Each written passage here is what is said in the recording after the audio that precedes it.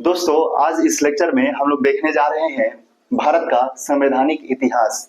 मतलब अभी का जो वर्तमान का भारतीय संविधान है, उसके बनने की प्रक्रिया या उसके पीछे की जो कहानी है, उसी कहानी को आज इस लेक्चर में हम लोग देखने जा रहे हैं। संवैधानिक इतिहास ये पॉलिटी से जुड़ा हुआ चैप्टर है और एग्जाम में काफी बार इससे प्रश्न देखने को मिलते हैं। इसीलिए ये टॉपिक काफी महत्वपूर्ण हो जाता है। जैसा कि हम लोग जानते हैं कि भारत पर लगभग 200 वर्षों तक अंग्रेजों का शासन था दोस्तों। 1758 तक ईस्ट इंडिया कंपनी और 1758 से 1947 तक जो ब्रिटिश क्राउन था, उसका शासन भारत पर रहा था।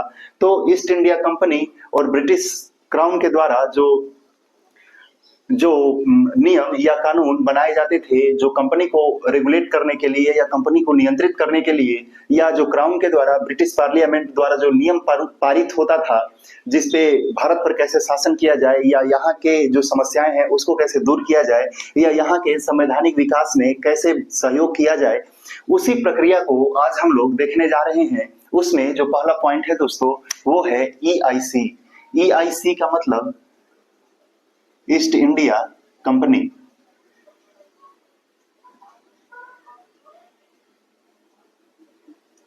ईस्ट इंडिया कंपनी यह एक कंपनी थी दोस्तों, जो विभिन्न देशों के साथ अपना व्यापार करती थी, चाहे वो स्थल मार्ग से हो या चाहे जल मार्ग से हो। लेकिन जब एलिजाबेथ वहां ब्रिटेन की सम्राज्ञी या महारानी बनती हैं, तो इन्होंने 31 दिसंबर 1600 को एक घोषणा पत्र निकालती हैं, जिसको हम लोग बोलते हैं शाही घोषणा पत्र। और इस घोषणा पत्र के द्वारा जो ईस्ट इंडिया कंपनी है दोस्तों, उसको एकाधिकार प्रदान कर दिया जाता है।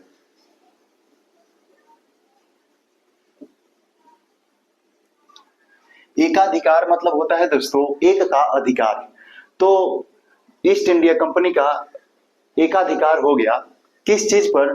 तो जो जो भारत है और दक्षिण पूर्वी जो एशियाई देश है या क्षेत्र है, उस पर बिजनेस करने का मतलब व्यापार करने का ब्रिटेन से सिर्फ एक ही कंपनी वो व्यापार करेगी, और वो है ईस्ट इंडिया कंपनी। इस एकाधिकार का वही मतलब था दोस्तों। लेकिन ये जो एकाधिकार था ईस्ट इंडिया कंपनी को, ये जो प्राप्त था 15 वर्षों के लिए। तो 31 दिसंबर 1600 को शाही घोषणा पत्र महारानी एलिजाबेथ के द्वारा जारी किया जाता है, जिसमें ईस्ट इंडिया कंपनी को एकाधिकार प्रदान किया जाता है भारत और दक्षिण पूर्वी एशियाई क्षेत्रों के लिए। कितने वर्षों के लिए? तो वो हो जाता है दोस्तों 15 वर्षों के लिए। लेकिन एलिजाबेथ के बाद जेम्स प्रथम वहां के ब्रिटेन के सम्राट बनते हैं, और इन्होंने मई 1609 में ये जो एकाधिकार 15 वर्षों के लिए मिला था, मतलब 1600 से 1615 ईस्वी तक मिला था दोस्तों, इसको वो बढ़ा करके अनिश्चित काल के लिए कर देते हैं। तो ये जो जेम्स प्रथम थे, ये एकाधिकार को बढ़ा के अनिश्चित काल के लिए कर देते हैं। जैसा कि हम लोग जानते हैं कि ईस्ट इंडिया कंपनी यहाँ पे व्यापार करने आई थी, लेकिन जो राजा महाराजा थे उनका आपस में उतना बनता नहीं था, और उनका जो दुश्मनी था वो आपसी जो राज्य थे उसमें देखने को मिल जाता था। उसी का फायदा उठाया यहाँ के ईस्ट इंडिया कंपनी ने, और धीरे धीरे उन लोगों के राजनीतिक और प्रशासनिक क्षेत्रों में वे लोग अपना जगह जमाने लगे, और उसी में वे लोग यहाँ के जो जमीन है उसको खरीद करके अपना फैक्ट्री का निर्माण करने लगे, और जो फैक्ट्री बनाते थे दोस्तों उसका वे लोग किलाबंदी करने लगे। ऐसा ही एक प्रकरण बंगाल के अलीनगर की संधि में हुआ, जिसमें ईस्ट इंडिया कंपनी को 3 गांव प्राप्त हुआ बंगाल के नवाब से, और उन्होंने तीनों गांव की घेराबंदी करने लगे, और घेराबंदी करके वहां जो आम नागरिक थे या जो नवाब के सैनिक थे उनको भी अंदर आने की अनुमति नहीं थी। इसी सब वजह से बंगाल के जो नवाब थे वे ईस्ट इंडिया कंपनी से क्रुद्ध हो गए, और उन्होंने वो अलीनगर की संधि तोड़ दी। और उसके बाद प्लासी का युद्ध होता है दोस्तों। प्लासी का जो युद्ध होता है वो होता है 23 जून 1757 ईस्वी में, और भागीरथी के किनारे। और प्लासी के युद्ध के समय जो बंगाल के नवाब थे दोस्तों, वो थे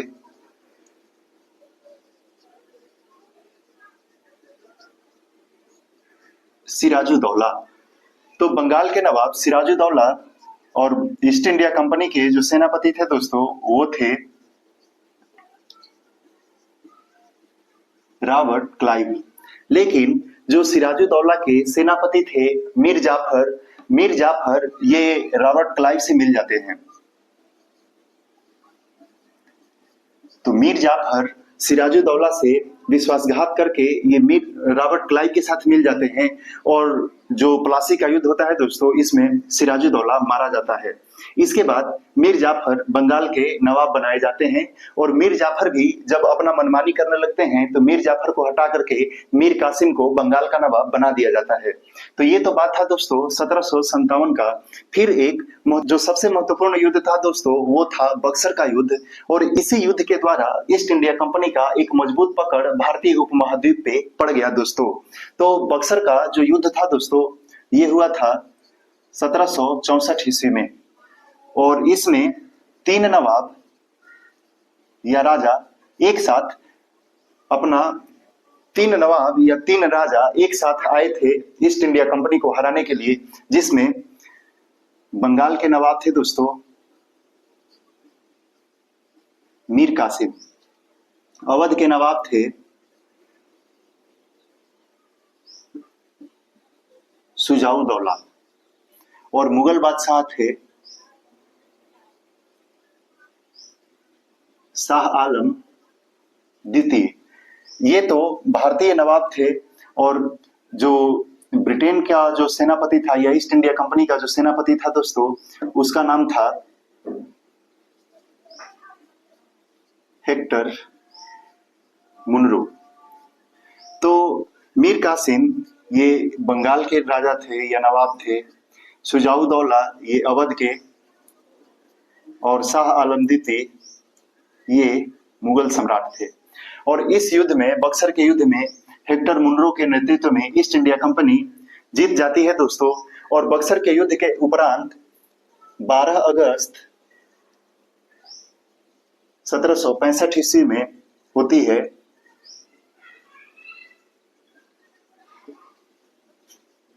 इलाहाबाद की संधि।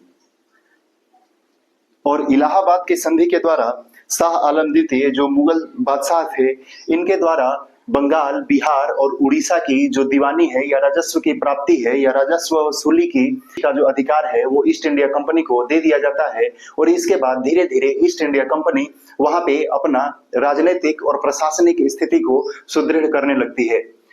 इसको हम मिटाते हैं और इसके पश्चात हम लोग देखते हैं यहाँ के आगे की कहानी को। यहाँ पे जैसे इलाहाबाद की जब संधि होती है दोस्तों और ईस्ट इंडिया कंपनी को जब दीवानी का अधिकार प्राप्त हो जाता है उसके बाद 1773 ईस्वी में कंपनी को रेगुलेट करने के लिए या नियंत्रित करने के लिए ब्रिटिश संसद द्वारा पहली बार नियम या कानून पारित होता है और वहीं से भारतीय संविधान निर्माण की जो प्रक्रिया है वो प्रारंभ होती है। और उस दिशा में जो पहला एक्ट आता है दोस्तों उसको बोलते हैं 1773 का रेगुलेटिंग एक्ट।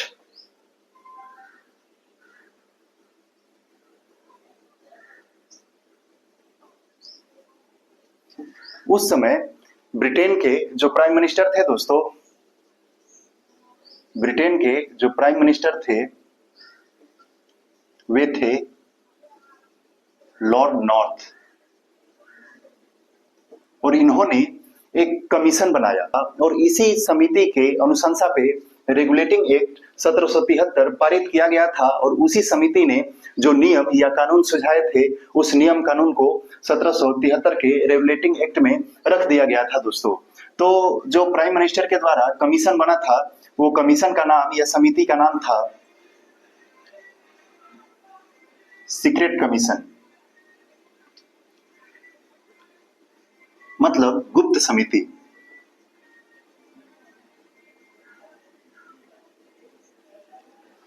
(1773) का जो रेगुलेटिंग एक्ट था दोस्तों उसका प्रावधान था कि ये ब्रिटिश संसद के द्वारा ये पहला कदम या पहला प्रयास था जिसके द्वारा वो कंपनी को नियंत्रित या नियमित कर सके। और इसके द्वारा जो कंपनी को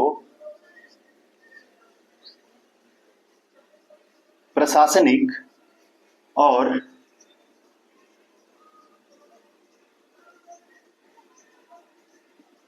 राजनीतिक अधिकार प्राप्त हुए। तो कंपनी को प्रशासनिक और राजनीतिक अधिकार 1773 के रेगुलेटिंग एक्ट से प्राप्त हुए दोस्तों। इसके साथ साथ भारत में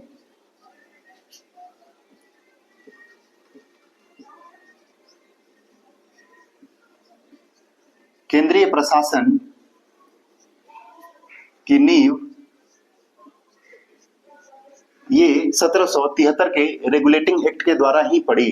और इसके साथ साथ जो महत्वपूर्ण कार्य थे दोस्तों, इसका महत्वपूर्ण कार्य क्या हुआ, उस समय जो ब्रिटेन की कंपनियां थी या ब्रिटेन का जहां पे शासन चल रहा था वो क्षेत्र था, एक जगह यहाँ पे बंबई, एक जगह यहाँ पे मद्रास और दूसरा यहाँ पे बंगाल।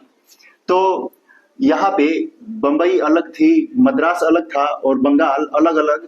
यहाँ पे जो गवर्नर थे वो शासन करते थे और वे लोग अपना अलग अलग नियम और कानून बनाते थे। तो इसमें जो महत्वपूर्ण कार्य किया गया दोस्तों, पहले जो बंगाल में जो गवर्नर थे उनको बंगाल का गवर्नर के नाम से जाना जाता था। तो उनको 1773 के रेगुलेटिंग एक्ट के द्वारा बंगाल के गवर्नर का नाम चेंज करके उनको बंगाल का गवर्नर जनरल बोला जाने लगा। बंगाल का गवर्नर जनरल बोला जाने लगा। और इसके तहत जो बंबई और मद्रास और बंगाल, इन तीनों के जो गवर्नर जनरल थे उनको बंगाल के गवर्नर जनरल के अधीन कर दिया गया। तो इसमें हम लोग ऐसे लिख लेंगे, बंबई और मद्रास के गवर्नर को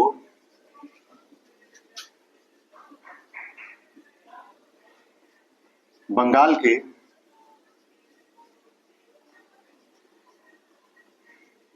गवर्नर जनरल के अधीन कर दिया गया।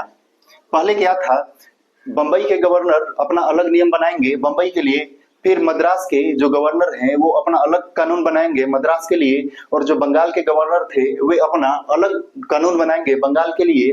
लेकिन जो 1773 का रेगुलेटिंग एक्ट आया दोस्तों, उसके तहत इन बंबई के और मद्रास इन दोनों के गवर्नर को बंगाल के गवर्नर जनरल के अधीन कर दिया गया। और यहाँ के बंगाल के जो गवर्नर जनरल नियम या कानून बनाएंगे वही नियम और कानून बंगाल में, बंबई में और मद्रास में लागू होंगे। क्योंकि पहले बंगाल के गवर्नर को सिर्फ बंगाल का काम देखना होता था, लेकिन अब गवर्नर जनरल बन गए, अब तो तीनों जगह का काम देखना पड़ गया। तो यहाँ पे इन पे कार्यभार बढ़ गया। उसी कार्यभार को कम करने के लिए, चाहे उनकी सहायता करने के लिए, एक कार्यकारिणी परिषद की स्थापना की गई थी जिसमें 4 सदस्य थे दोस्तों। तो इसके तहत 4 सदस्यीय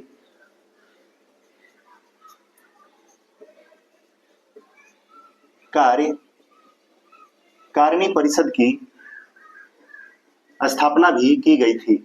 और ये 4 सदस्यीय कार्यकारिणी परिषद में जो चारों सदस्य थे दोस्तों, वे लोग सामूहिक रूप से अपना फैसला लेते थे और वे लोग गवर्नर जनरल की सहायता करते थे। और फिर यहाँ से नियम और कानून पारित होता था और फिर यहाँ तीनों जगह पे अपना शासन चलता था। और इसके तहत 1773 के रेगुलेटिंग एक्ट के तहत 1774 ईस्वी में कलकत्ता में सुप्रीम कोर्ट की स्थापना की गई। सुप्रीम कोर्ट की स्थापना की गई जिसके जो मुख्य न्यायाधीश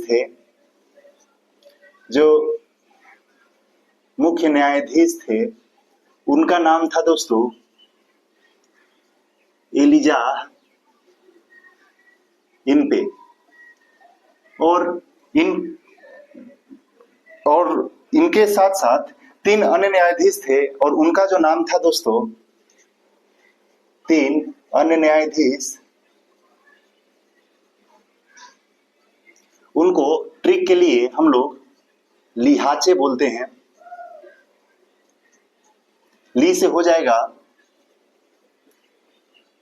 लिमेस्टर, हा से हो जाएगा हाइड और चे से हो जाएगा दोस्तों चेम्बर्स। तो एक बार इसको पुनः हम लोग देख लेते हैं कि 1773 का रेगुलेटिंग एक्ट उस समय प्राइम मिनिस्टर लॉर्ड नॉर्थ थे और उनके द्वारा सीक्रेट कमीशन या गुप्त समिति के द्वारा रेगुलेटिंग एक्ट 1773 पारित किया गया था। 1773 का जो अधिनियम था ये ब्रिटिश पार्लियामेंट का पहला कदम था जिसके तहत वे लोग कंपनी पे नियंत्रण या नियमन अपना स्थापित कर सके और उसके द्वारा प्रशासनिक और राजनीतिक अधिकार कंपनी को प्रदान किया गया और भारत में केंद्रीय प्रशासन की नींव 1773 के रेगुलेटिंग एक्ट के द्वारा पड़ी दोस्तों।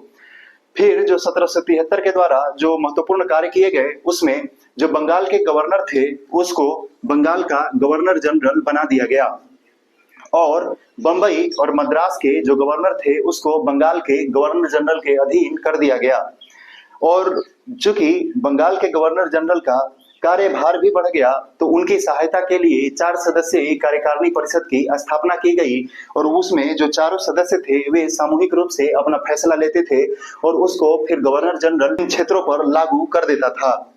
उसके साथ साथ 1774 ईस्वी में कलकत्ता में सुप्रीम कोर्ट की स्थापना की गई जिसके मुख्य न्यायाधीश थे एलिजा इम्पे और उनके साथ साथ 3 अन्य न्यायाधीश की भी नियुक्ति की गई जो लिमेस्टर, हाइड और चेम्बर्स जिनका नाम था। इसके साथ साथ हम लोग को देखना है कि 1773 के द्वारा कुछ और अधिकार प्रदान किए गए थे और वो था कि कंपनी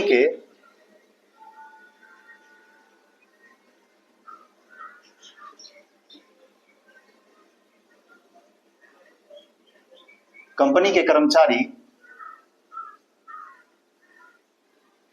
निजी व्यापार नहीं कर सकेंगे और यहां से मतलब भारतीयों से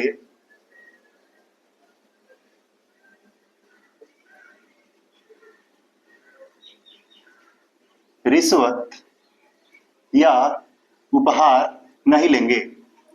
क्योंकि होता क्या था जब प्रारंभ में ईस्ट इंडिया कंपनी का स्थापना हुआ तो जैसा कि एक अधिकार प्राप्त था कि सिर्फ ईस्ट इंडिया कंपनी ही व्यापार करेगी, लेकिन होता क्या था कि जो कंपनी के कर्मचारी थे वे लोग भी अपना सामान यहाँ पे बेचने लगे और खरीदने लगे थे।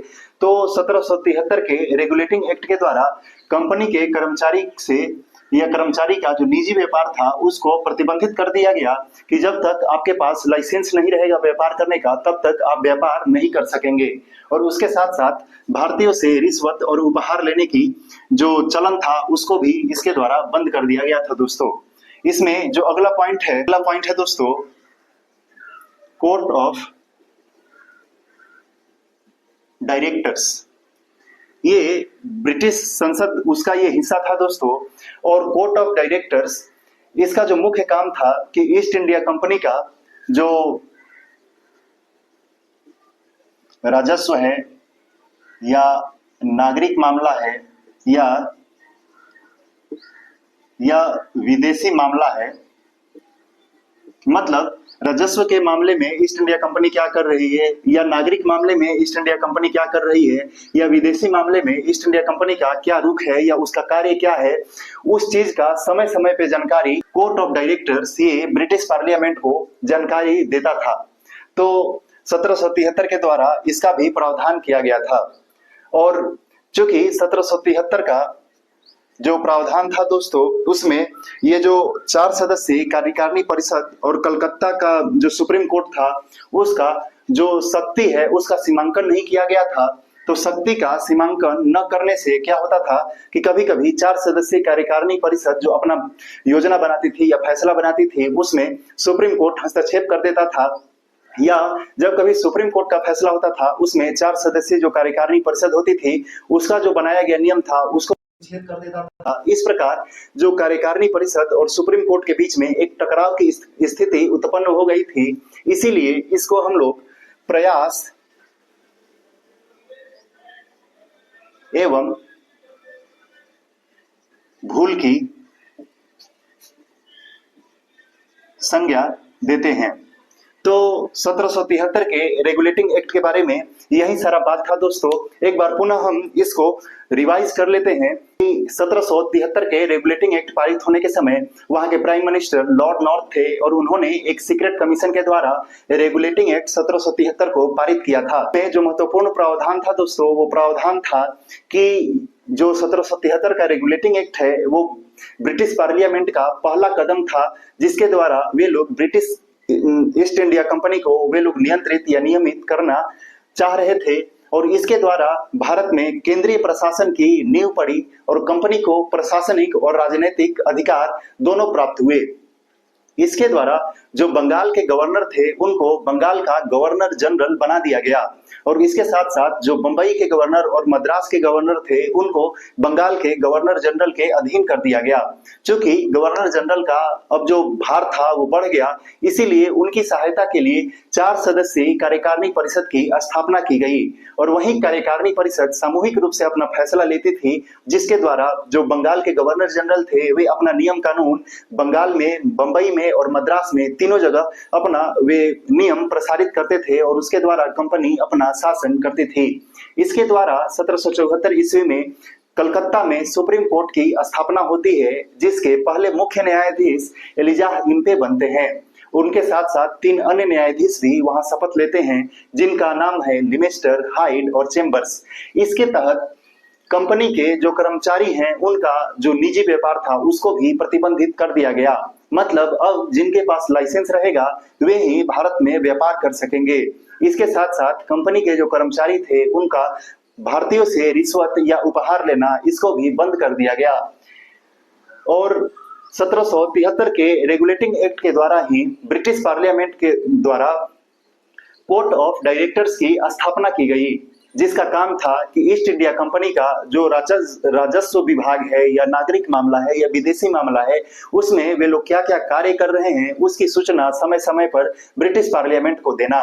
चूंकि 4 सदस्यीय कार्यकारिणी परिषद और जो सुप्रीम कोर्ट है उसकी शक्तियों का सीमांकन नहीं किया गया था, उनका जो अधिकार है या नियम बनाने की जो शक्तियां हैं वो आपस में कोलैप्स कर जाती थी। इसीलिए ये जो रेगुलेटिंग एक्ट है उसको प्रयास एवं भूल की संज्ञा दिया गया था। चूंकि संवैधानिक इतिहास एक बड़ा चैप्टर है दोस्तों, इसीलिए हम लोग अगले सेक्शन में इसको तोड़ तोड़ के पढ़ेंगे। ये हम लोग का पहला सेक्शन हुआ। आई होप कि आपको 1773 का रेगुलेटिंग एक्ट समझ में आया। 1773 के जो खामियां हैं उसको सुधार करने के लिए 1781 में, 1784 में, फिर 1786 में इस तरह से रेगुलेटिंग एक्ट पारित हुए हैं दोस्तों। तो उनको हम लोग अगली कक्षाओं में पढ़ेंगे। आई होप कि आपको आज का ये जो लेक्चर है वो पसंद आया होगा। यदि पसंद आया तो कमेंट करिए, लाइक करिए और इस वीडियो को शेयर करिए। Thank you for watching this video. धन्यवाद।